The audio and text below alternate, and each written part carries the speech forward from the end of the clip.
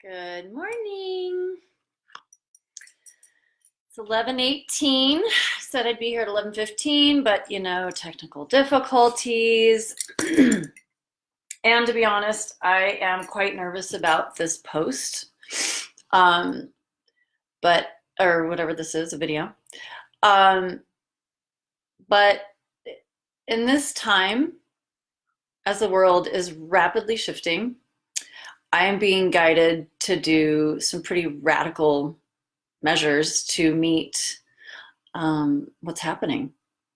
So that's what this is about today. The last handful of days, I've been reading little pieces out of my Yogini teacher's book. And today, when I was reading out of my Yogini teacher's book, I was guided to do this live. And hey, Shuba and Dominic, nice to see you. Anyway, so yes, I've been reading from my Yogini teacher's book regularly. And today I was guided to do this very vulnerable share and also to open the discussion about Kali Yuga. And so, the Kali Yuga, unfortunately, is not going to be discussed on the NBC Nightly News. Probably CNN is not going to talk about the Kali Yuga. BBC, hey, Kachi Yogini. BBC, who knows? Maybe they might. They're kind of a cool news network. But talking about these ancient prophecies that we are actually in that time right now, living in this prophetic time, is worth sharing publicly. And so this daring, I have a very intimate dialogue with spirit, universe, God, goddess, whatever you want to call it, higher self. I mean, I don't know. There's so much information always coming in these days. And now that I'm not running around with the social calendar, it's even more clear and louder. So today I'm going to read from my Yogini's teacher's book and then just share a little bit about Kali Yuga. Because first of all, the suffering going on the planet is really sad. And it's worth grieving. And it's worth, the various emotions that are involved when there's great loss. As Martin Prechtel, which I will give his link in a little bit, Martin Prechtel is a modern day wisdom teacher, and he speaks so eloquently and beautifully about when something expires that we highly value, to honor that thing or person, grieve. Like, give that thing your best whole body, heart, and soul grieving, because it deserves that. And that's the healing process of the cycles of life. So grieving. So I just want to preface this really daring, like, I'm nervous right now. I wouldn't ever normally talk publicly on what I'm going to talk about today. I actually made it a rule. I never share my Yogini teacher's name. I never share her book, and I certainly don't ever read from her book. And so two of those things will remain secret today, but one of them is I am going to read from her book shortly. Because it is the time. We are in Kali Yuga. I just want to preface the me speaking about Kali Yuga today and just these prophetic times that we're right on time. We're not missing a beat here. We're right on time. I'm also not negating the suffering. I'm honoring the suffering. Of course, it's suffering going on.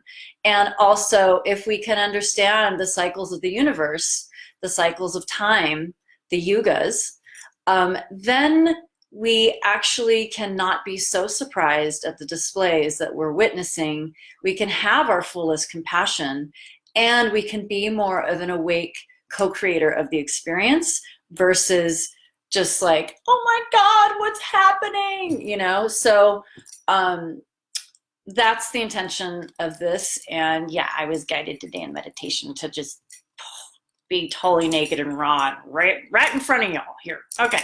So, and then I'll introduce, so along this morning with this download, dare to read from my Yogini's book. I also completed the first phase of the next 2 series that are coming up, which are, hi Michelle, so the 2 new series coming up that relate to the Kali Yuga, where it's actually so the Kali Yuga, we're talking, that is the ancient system from India.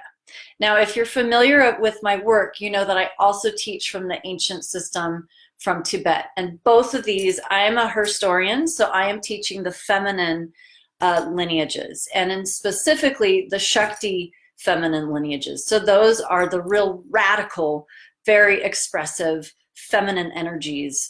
Those are the 2 lineages I teach. So anyway, these 2 upcoming series relate to Kali Yuga, and these are going to be about the Indian branch of the sacred feminine, of the temple dances, of the yoginis, and of how the body-mind energy system works to actually enable us to consciously be dancing and moving while the fires are burning, while the tower is falling, while Kali Yuga is in its peak. My take is that we are here in this incredible time, this prophesized chapter of his and her story and of planet Earth. And Kali Yuga is peaking. Like, Kali Yuga is exploding. Her volcano is at maximum capacity. And we don't know how long that's going to go. I could be wrong. Kali Yuga might peak even more tomorrow or next year or next decade or next century, who knows. But anyway, so Kali Yuga. So Kali, let's talk about Kali. Let's talk about Yuga really quick. So Kali is probably one of the most misunderstood feminine archetypes on the planet. We'll get to her in a minute. So let's talk about Yuga first. So India has this incredibly advanced, diverse, they've covered the ancient wisdom tradition of India has pretty much explained the universe, time, creation, all of that. And in that, they have tracked what would be considered the arcs of time or the epics in the journey of all time. Jason Cole, hey there. Tashi Dale, Jason La. So Yuga is a measure of time and a measure of a grand experience. And so the ancient system from India, here's the way I like to explain ancient systems. And I talk about Tibetan Buddhism the same way. We're going to talk about the Yogini and this particular worldview that I'm going to speak of from India.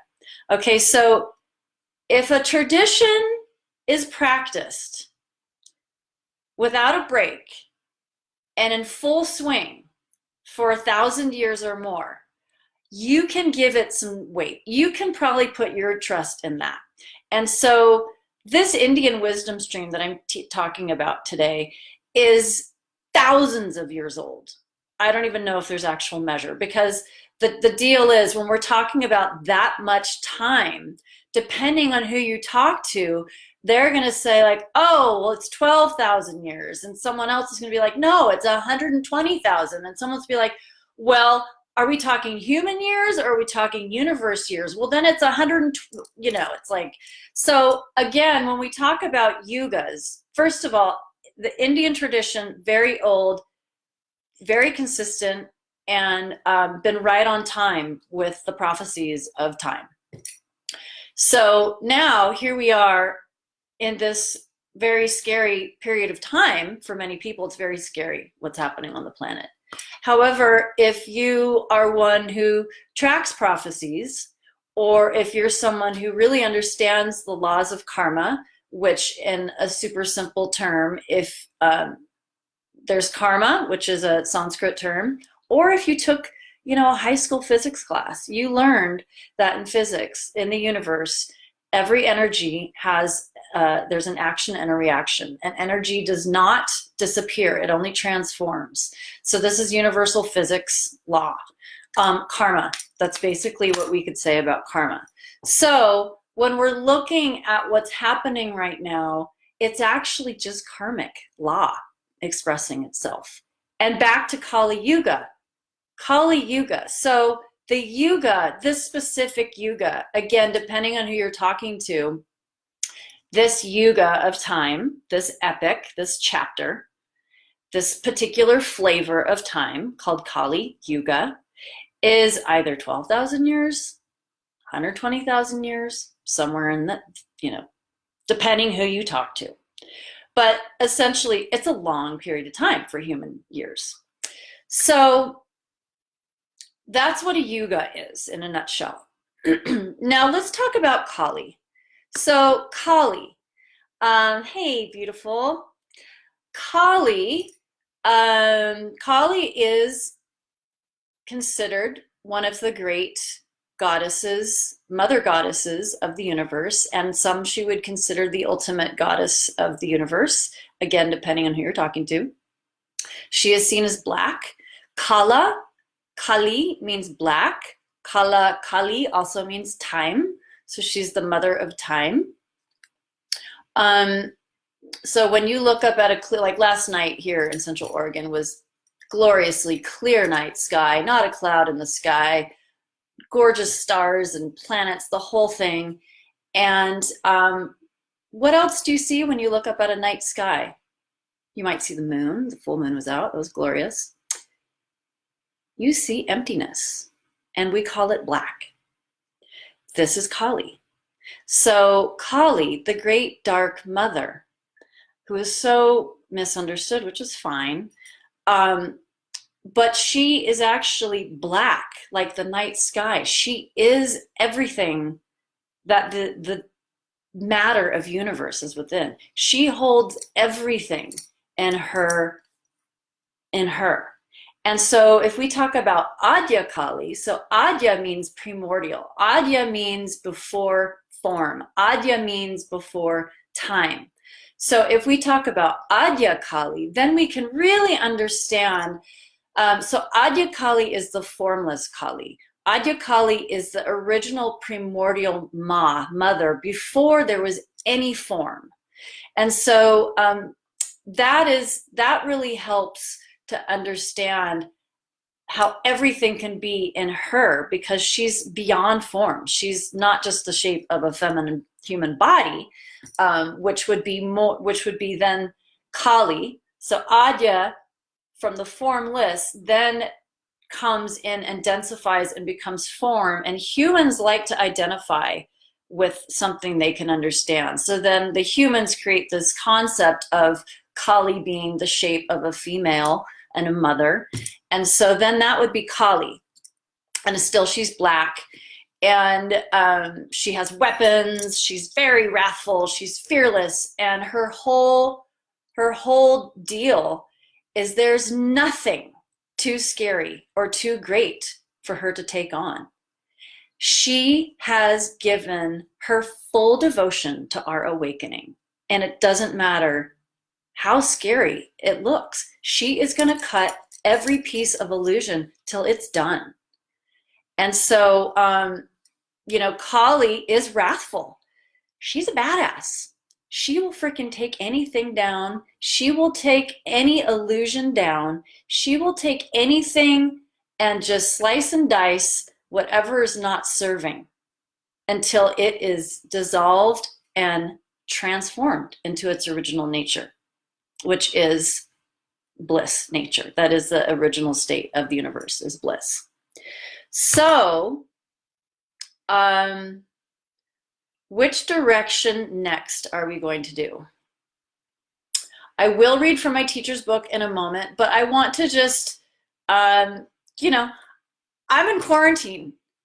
Why all the gorgeous makeup and the jewelry and dressing nicely for you? Because in this Yogini tradition, which Kali is a Yogini tradition, part of why And part of how we honor her, especially Adya, who was formless. Michela Mortas! Che bella! Grazie per questo momento.